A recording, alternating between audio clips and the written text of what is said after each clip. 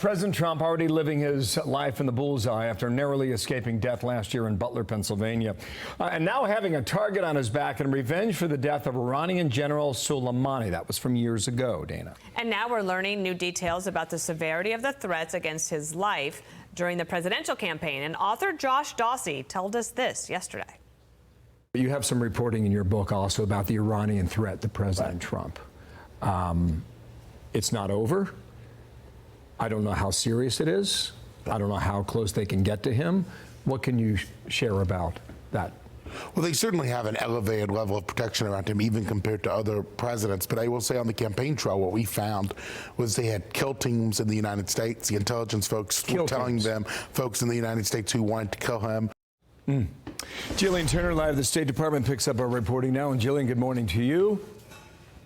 Good morning to you, Bill and Dana. So President Trump is now being targeted by Iranian death fatwas, including ones coming directly from Iranian government officials. This all the more astounding because it comes as Washington and Tehran are reportedly hoping to rejigger nuclear negotiations. Take a look at this, Bill, from an advisor to Iran's Ayatollah. He says, quote, Trump can no longer sunbathe in Mar-a-Lago because while he's lying down, a micro-drone might target and strike him right in the navel. This is not the first time we have seen something like this. An Iranian assassination plot was uncovered just weeks before the now infamous Butler, Pennsylvania rally. Nevertheless, the president yesterday didn't sound overly concerned when he was asked about this new threat. Take a listen. Do you think that's a real threat? And when is the last time you went sunbathing anyway? It's been a long time. It's been a long time. I don't know. Maybe I was around 7 or so. I'm not too big into it. Yeah, I guess it's a threat. I'm not sure it's a threat, actually, but perhaps it is. So one watchdog group, United Against Nuclear Iran, is demanding immediate sanctions now on any Iranian clerics or organizations that have issued any fatwas at all. Fatwa being a legal decree that calls for the torture and assassination of President Trump. The last fatwa against an American citizen was Salman Rushdie. It nearly cost him his life. He was attacked, you might remember, Bill, on stage while giving remarks during the summer 2 years ago at the Chautauqua Institution. It was pretty terrifying, not just for the people who were there in the audience, but for everybody in America. It's important to note, Bill, it's not just the president that faces threats from Iran. There is a level 4 travel warning in place here from the State Department telling Americans not to go there, no matter your nationality, whether you're Iranian American or otherwise, for any reason. Bill. Okay, Gillian, thanks. Gillian Turner at the State Department there. Serious stuff. Dana? And for more on this, Dan Hoffman is a former CIA chief of station and a Fox News contributor. Let's listen to a little bit more from Josh Dawsey, who was on with us yesterday, talking about the extraordinary lengths that security services were trying to go through once they realized this threat against the president. They were flying decoy planes all over the country because they were worried about missiles. The Iranian threats towards President Trump, people were saying that the campaign was paranoid, this, that, and the other, but they were getting real intelligence and real information that there was something here that they had to be extraordinarily careful about. What about now?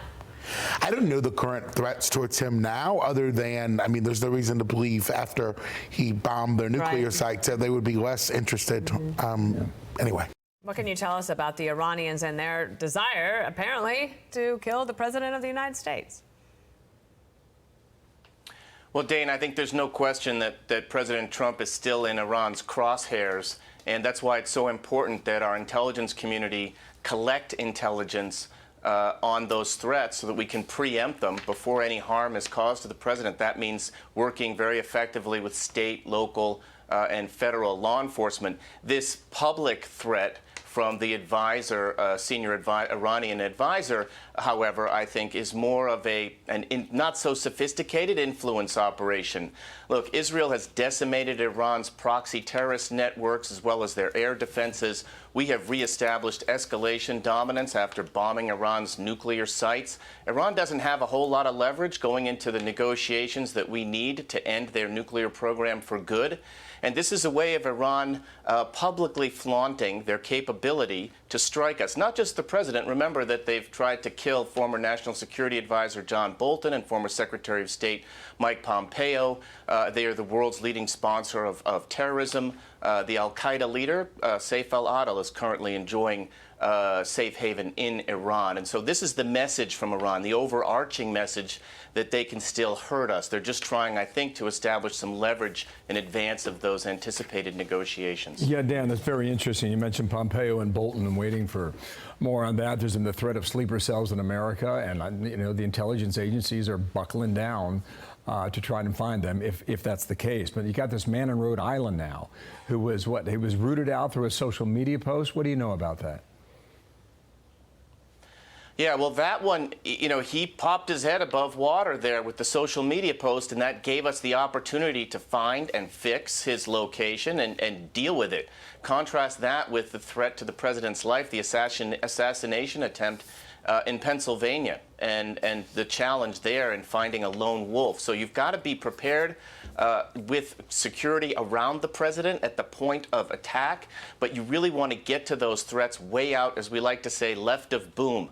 That means scouring social media, being into the networks, the nexus between overseas threats that we saw with Farhad Shakari, who was the ethnic Afghan whom we deported in 2008 and was living in Iran and was put up to assassinate President Trump during the campaign. That was a fantastic operation by the FBI to end that operation before any harm was caused to the president, then a candidate.